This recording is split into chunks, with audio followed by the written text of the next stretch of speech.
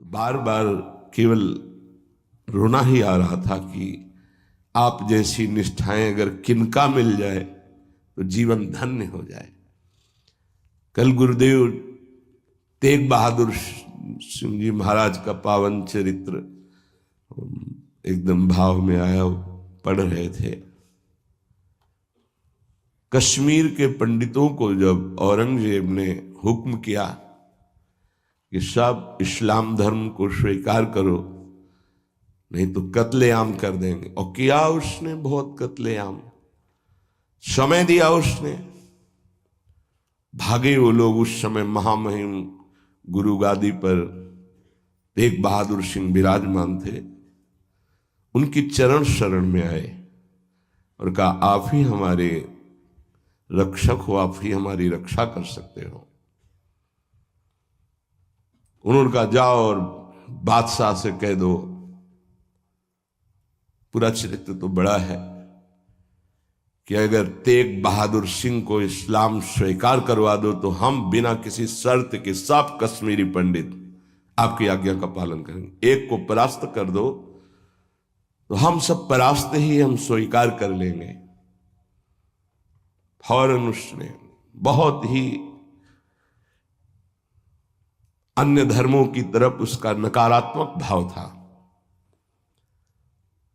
उसने आदेश किया बंदी बना के तुरंत तेग बहादुर सिंह को दिल्ली में उपस्थित किया जाए। सैनिक गए। बल विक्रम गुरु गादी में प्रथम से चला आ रहा है। उनके पार्षद और उनकी सेना तेग बहादुर सिंह की स्पर्श नहीं करोगे। गुरु तेग बहादुर सिंह के सामने शर्त रखी कि बादशाह के सामने तुम चलते हो या तुम्हें बंदी बना के ले चले। उन्होंने कहा तुम चलो, हम सत्य पर चलने वाले हैं, हम स्वयं चल के आ जाएंगे, तुम्हें बंदी बनाने की जरूरत नहीं। बहुत ही नाम कीर्तन होते हुए भगवत भक्ति का प्रचार करते हुए खूब झूमते हुए पहुंचे। बादशाह ने तत्काल उनको काबू में किया। देखा कि अब वो तो अपने वैभव के साथ बंदी बना लिया और कहा हमारे धर्म को स्वीकार करो। तो उनका दुनिया में यदि एक ही धर्म चलाना होता तो भगवान ने अन्य धर्मों की स्थापना क्यों की? इसका मतलब है अपनी अपनी जगह अपने धर्म का पालन करना परम कर्तव्य है। तो तुम अपने धर्म में मुझे कैसे बदल सकते हो? तुम्हारी सामर्थ्य नहीं है। बड़ी कष्टप्रद परिस्थिति प्रकट की उसने। बहुत ही क्रूर कर्मी, एक नहीं बहुत महापुरुषों को, बहुत महापुरुषों को बहुत प्रकार से दंड दिया है इसने। एक लोहे के पिंजड़े में गुरु तेग बहादुर सिंह को बंद कर दिया। सैनिकों को, उसके पास अपार सैन्य बल था, तत्काल बंदी बना लिया गया। बहुत दिन तक उनको प्रताड़ित किया गया लोहे के पिंजड़े में, बहुत तरह से। हर बार वो उनसे जब पूछते अगर आप स्वीकार करें तो जो पद कहे, मैं अपने राज्य का बादशाह था और मैं दे सकता हूं, अगर नहीं स्वीकार करते तो परिणाम तुम्हें भयंकर भोगना होगा। तो उन्होंने हंसते हुए कहा कि प्रभु ने जिस धर्म में मुझे स्थापित किया है, तेरी सामर्थ्य क्या है? कड़वे ही शब्दों से, तेरी सामर्थ्य क्या है कि मुझे परास्त कर सके? और उस समय उन्होंने पद गाया, भाई मैं धनु पाइयो हरि नाम, मन मेरो धावन ते छूटियो, करी बैठो विश्राम। भाई मैं धनु पाइयो हरि नाम, माया ममता तन ते भागी, उपज्यो निर्मल ज्ञान। लोभ मोह यही परसि न साके, गही भगति भगवान भाई मैं, धन पाइयो हरि नाम। देखो, भीषण प्रताड़ना, कष्ट, मृत्यु भय उपस्थित, और वो गा रहे कि हे भाई, मैंने हरिनाम रूपी परम धन पाया है। मन मेरो धावंते छूटियो, अब मेरा मन कहीं भाग कर नहीं जाता, दौड़ भाग खत्म हो चुकी है। करी बैठो विश्राम, अब तो नाम में विश्राम पा गया है। इस तन को पीड़ा पहुंचाई जा सकती, पर मेरा अब इस तन से कोई संबंध नहीं है, क्योंकि माया भाग गई है नाम के प्रभाव से। तन से कोई ममता नहीं रह गई। उपजियो निर्मल ज्ञान, इसी नाम के प्रभाव से निर्मल ज्ञान का प्रादुर्भाव हुआ है। लोभ मोह यही परसी न साके, गही भगति भगवान। कोई भी तुम प्रलोभन दो, हम मेरे मन को नहीं लुभायमान कर सकता, और कोई भी भय दो तो अब मेरे शरीर का मोह नहीं, क्योंकि मेरे हृदय में भगवान की भक्ति जागृत हो गई है। जन्म जन्म का संसार चूका, रतन नाम जब पाइया, तृष्णा सकल विनाशी मनते, निज सुख माहि समाइया। जन्म जन्म हो गए भटकते हुए, अब कोई संशय नहीं रहा। मुझे नाम रूपी रतन मिल गया, सब संशय खत्म हो चुके हैं। जीने की भी तृष्णा खत्म हो चुकी है, सकल वासना नष्ट हो चुकी है। मेरा मन निज सुख में समा गया है। जाको होत दयालु कृपा निधि, सो गोविंद गुण गावे।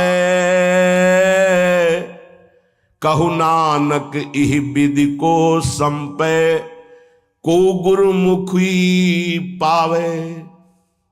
कह रहे, जिस पर भगवान दयालु होता है, कृपा निधि होता है, वही भगवान के नाम गुण को गा पाता है। नानक साहब कहते हैं, अब कोई संशय नहीं, कोई इच्छा नहीं, क्योंकि गुरु को समर्पित हो गया और गुरु मुख से नाम पा गया। ये बहुत बड़ी उपलब्धि है। अब इसका परिवर्तन नहीं हो सकता। कोई संशय नहीं रहा, कोई मोह ममता नहीं रही। हमारे हृदय में नाम विराजमान है। मेरा मन सुख सिंधु में समा गया है। हरि के नाम बिना दुख पावे, भगति बिना सहसा नहीं चूके। गुरु यह भेद बतावे, हरि के नाम बिना दुख पावे। अगर गुरुदेव का आश्रय नहीं हुआ, गुरु मुख से नाम नहीं मिला, तो हृदय में भक्ति नहीं आएगी। भक्ति नहीं आई तो जीवन व्यर्थ चला जाएगा। जिसकी जिह्वा पे नाम नहीं है, उसी को दुख व्यापता है। जिसकी जिह्वा पे नाम है, उसको कभी दुख स्पर्श कर ही नहीं सकता। कहा भय तीरथ व्रत किए, नाम शरण नहीं आवे। जोग यज्ञ निफल तिह मानो, जो प्रभु जस बिसरावे। क्या हुआ? आपने तीर्थ कर लिया, तपस्या कर लिया, दान कर लिया, लेकिन तुम नाम की शरण में नहीं हुए। नाम नहीं जप किया, भगवान के यश नहीं गाए, तो जोग यज्ञ तीर्थ याटन सब बेकार हो गया।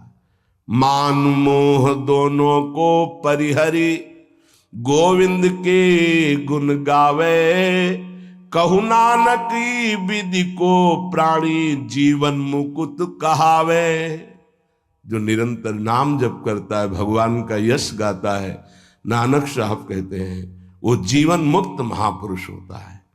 ये भारी दुख की परिस्थिति में आनंद मगन होकर, तिहि नर जन्म अकारत खोया, इहि राखो मन माही। तीरथ करत बिरत पुनि राखे, नहीं मनुआ बस जाए। अगर नाम जप नहीं चल रहा, गुरु शरण में नहीं, तो और सब करके देख लो, मन को वश में नहीं कर सकते हो।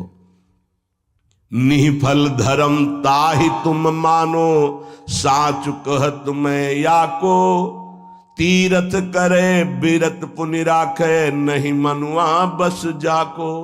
मान लो मेरी बात, तुम्हारा तीर्थ, तुम्हारा वैराग्य, तुम्हारा सब धर्म कर्म व्यर्थ माना जाएगा यदि गुरु कृपा नहीं हुई तो तुम्हारा मन वश में नहीं होगा, मन नाम में नहीं लगेगा। जैसे पाहन जल मही राखी, भेदे नहीं ती पानी, तैसे ही तुम ताहि पिछानो भगतहीन जो प्राणी। जो गुरु की शरण में नहीं आया उसका हृदय पत्थर जैसा कठोर होता है, चाहे जितना पानी डालो पसीजेगा नहीं, वो द्रवित नहीं होगा पत्थर। ऐसे ही अगर गुरु की शरण में नहीं आया तो हृदय उसका मलिन बना रहता है। जिसके हृदय में भक्ति नहीं जागृत हुई गुरु चरणों की, वो व्यर्थ जीवन है, मृत जीवन है। कलि में मुकुति नाम ते पावत, गुरु ही भेद बतावे, कहु नानक सोई नर गुरुआ, जो प्रभु के गुण गावे। वही गुरु का है जो प्रभु का नाम और प्रभु का जस निरंतर गाता रहता है। बड़ा उनके ऊपर जुल्म किया, भारी पीड़ा पहुंचाई गुरु तेग बहादुर सिंह के ऊपर। उन्होंने कहा कि मैं अपना धर्म कभी नहीं छोड़ सकता, जितना चाहे तू पीड़ा दे दे, और डर उस परमात्मा से, जुल्म मत कर। लेकिन वो तो क्रूर कर्मी, वो गुस्से से लाल हो गया, बहुत तरह से पुनः पीड़ा पहुंचाई। इसमें तो सारांश में बता, बहुत पीड़ा पहुंचाई, बहुत डराया, लेकिन वो पर्वत के समान अटल रहे। बस जो जीवन में है वो भगवान का नाम और भगवान का गुण है। लोहे के पिंजड़े में बहुत दिन तक बंद रखा, प्रताड़ना दी, कुछ भी खान पान नहीं। जब देख लिया हार गया कि किसी भी तरह टूटने वाले नहीं, तो संवत 1732 विक्रम का दिन था, मार्गशीर्ष महीना, उनको पिंजड़े से निकलवाया और कहा तुम्हारी इच्छा क्या है अंतिम। उन्होंने स्नान की इच्छा जागृत की और एक बट वृक्ष था उसके नीचे बैठे और गुरु साहब का ध्यान करते हुए, जपुजी नाम का उनके यहाँ उसका पाठ किया और ध्यानस्थ हो गए। उसी समय सैयद आदम शाह नाम के उन्हीं के पार्षद ने, जो औरंगजेब था, गर्दन उतार दी। इन महापुरुषों ने या और भी धर्मावलंबी महापुरुषों ने बहुत कष्ट सहे। सोचो जरा, अगर ऐसी थोड़ी सी भी बात प्रतिकूल हो जाती तो भगवान पे संशय कर लेते। जरा इन गुरु साहब महापुरुषों की बात जरा ध्यान देकर देखो, अपने धर्म को नहीं त्यागा, भयानक पीड़ा पाई। ऐसे चमड़ी सहित बाल नोचवा लिए गए, तप्त कड़ाहे पे बैठाल कर ऊपर से चलती हुई तप्त बालू डाली गई, कीले ठोक दी गई, घाव के घाव अंगों में कर दिए गए। कभी आह नहीं, अपने धर्म से नहीं टूटे। बीच से आला चौराहे पर खड़े होकर के चलवा दिया गया, आला चलवा दिया, आराम आराम से, थोड़ा थोड़ा ऐसे रोक रोक करके, लेकिन शब्द है राम राम राम। जिस मार्ग में निकला गया है भगवत मार्ग, बहुत ही निष्ठापूर्वक इसका निर्वाह किया जाता है अपने धर्म का। उपासक इन महापुरुषों से, गुरुजनों से, आगे चलने वाले जो महत जन है, उनसे ही निष्ठा प्राप्त करता है। निष्ठा का स्वरूप क्या है? अनुकूलता, प्रणाम नमस्कार नहीं। भारी प्रतिकूलता और प्राणों को प्रतिपल कष्ट मिले तो भी जो ना टूटे उसे निष्ठा कहते हैं। बड़े बड़े महापुरुषों ने इस भागवतिक धर्म, महान धर्म को स्वीकार करके हर कष्ट सहा है।